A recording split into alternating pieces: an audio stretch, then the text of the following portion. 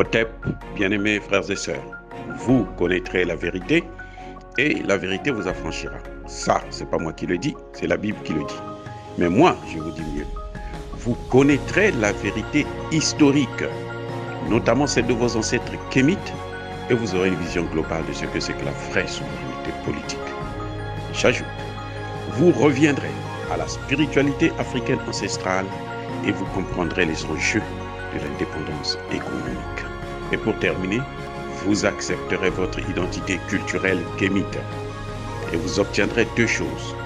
La première, c'est la paix. La seconde, c'est le développement, à une condition. L'unité de toute l'Afrique noire, l'unité de tous les Noirs du monde entier.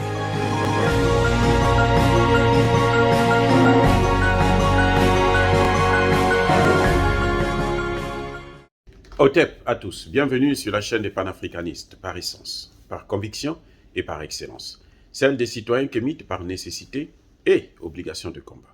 Nous sommes une chaîne qui n'est guidée que par nos ancêtres, et rien que par les ancêtres qui appartiennent à l'égrégore du monde noir.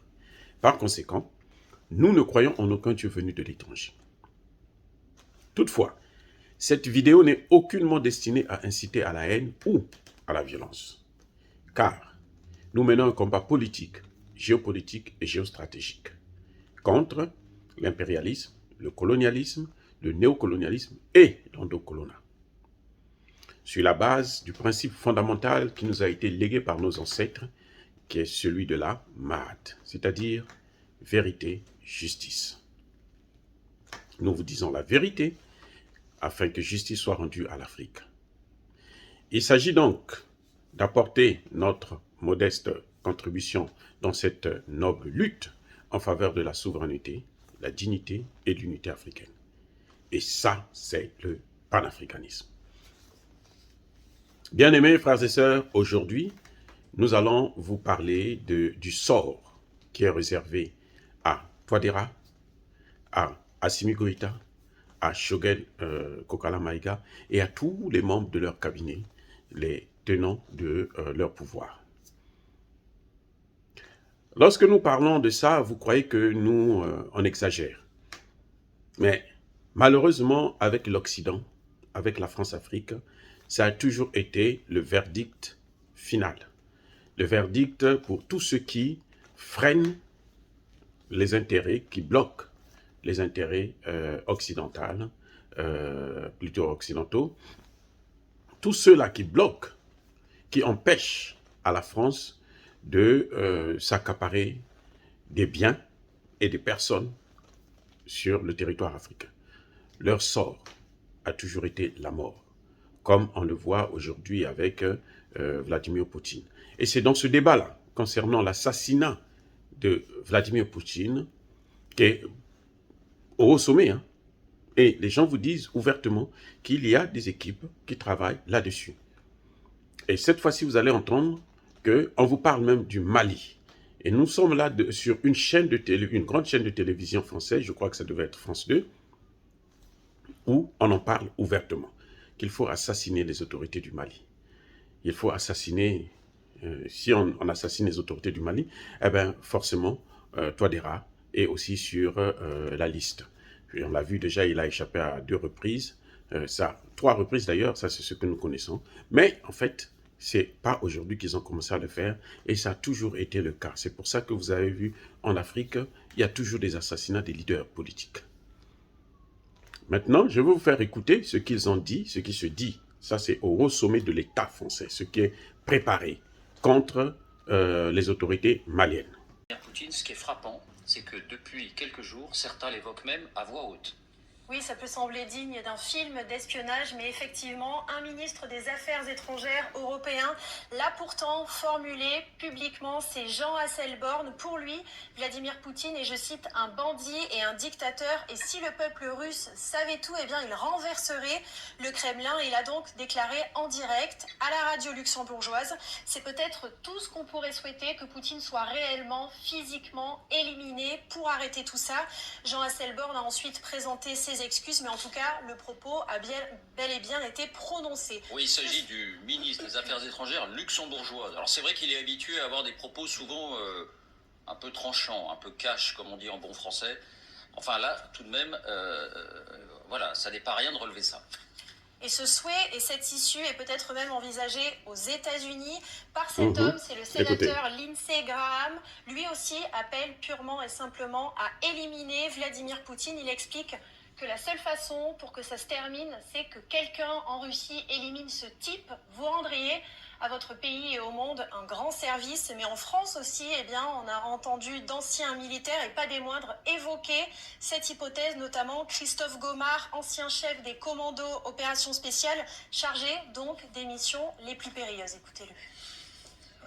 Alors tuer les dictateurs a toujours été effectivement un des objectifs de certains. Donc oui, il est toujours, c'est une des actions possibles.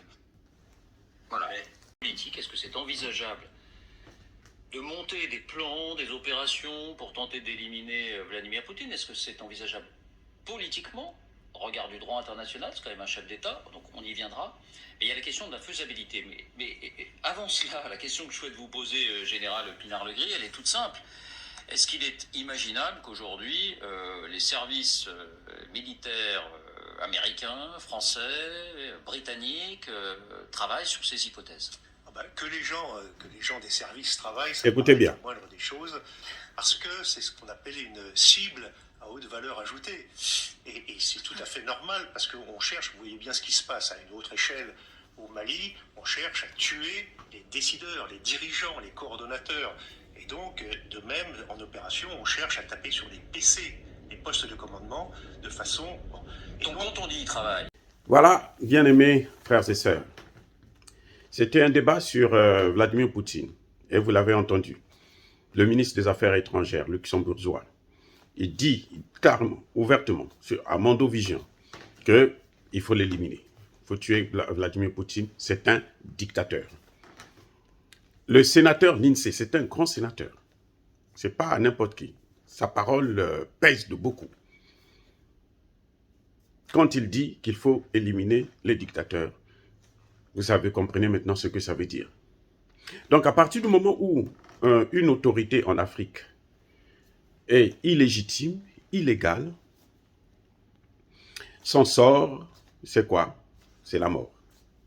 Donc, lorsque nous disons à Touadéra de prendre des dispositions pour faire partir l'opération, la mission des Nations Unies, au Mali, à Assimi Goïta, au Centrafrique, faire partir ces missions des Nations Unies, faire partir ces bases militaires étrangères, ces militaires étrangers-là qui, malheureusement, ont prouvé qu'ils n'étaient pas là pour lutter contre le terrorisme, ni des rébellions, eh bien, c'est à juste titre.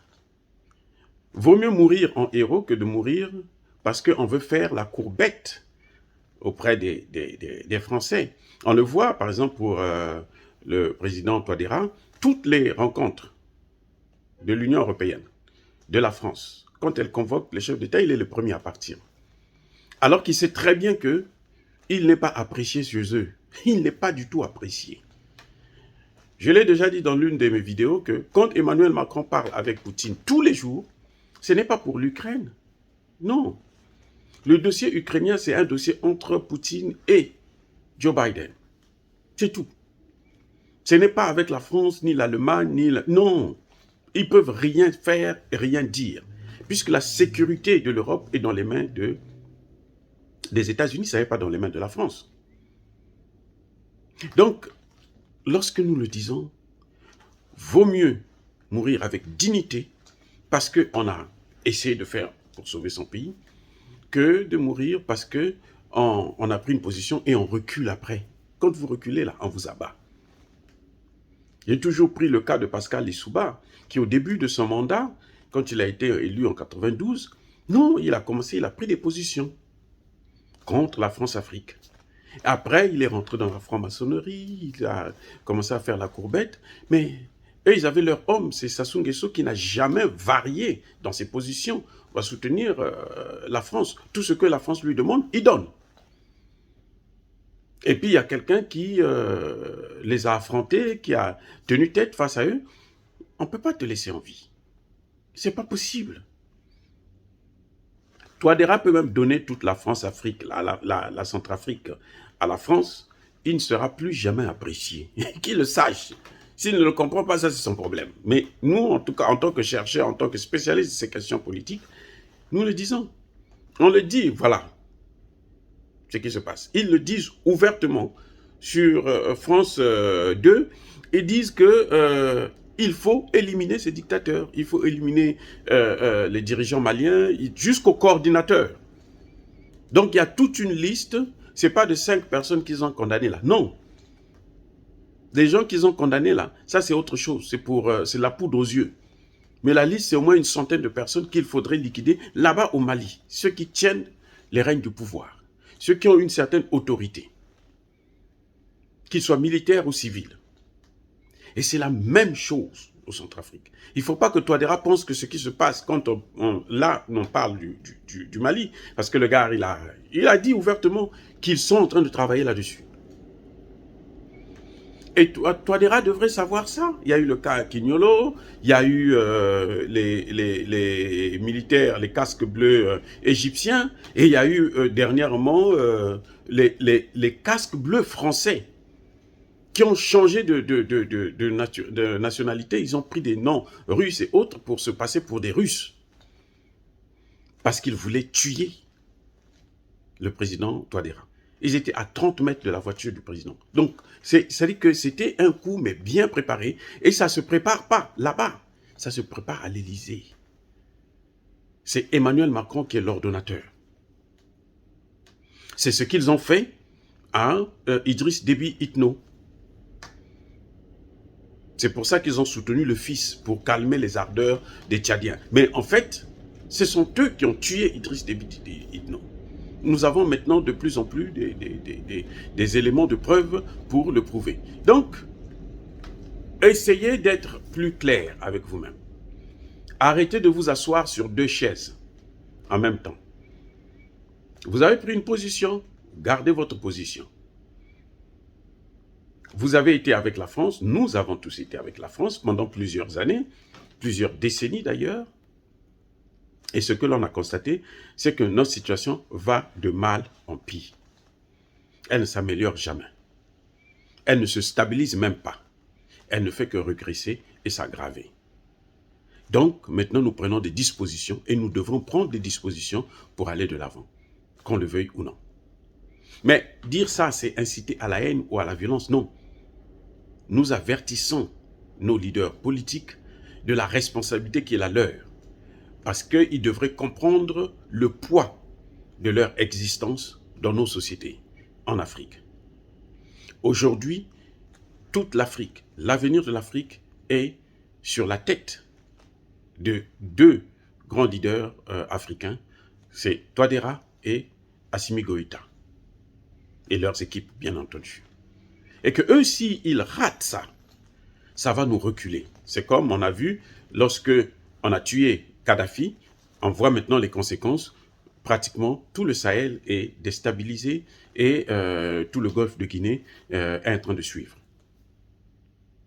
Donc, ils doivent prendre leurs responsabilités. Et c'est pour ça que nous, notre rôle qui est de vous informer, vous dire la vérité, on le dit, et que justice nous soit rendue.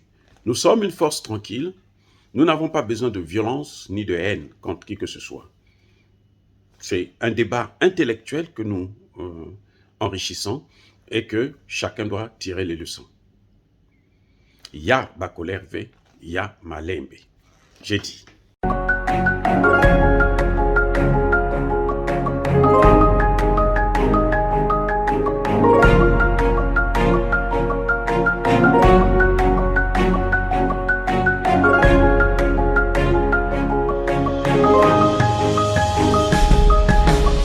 Eux, ils marchent par la foi et non par la vue. Mais moi, je vous conseille vivement de marcher par la connaissance scientifique et historique, notamment celle de nos ancêtres kémites, par les 5 sens et par l'intelligence.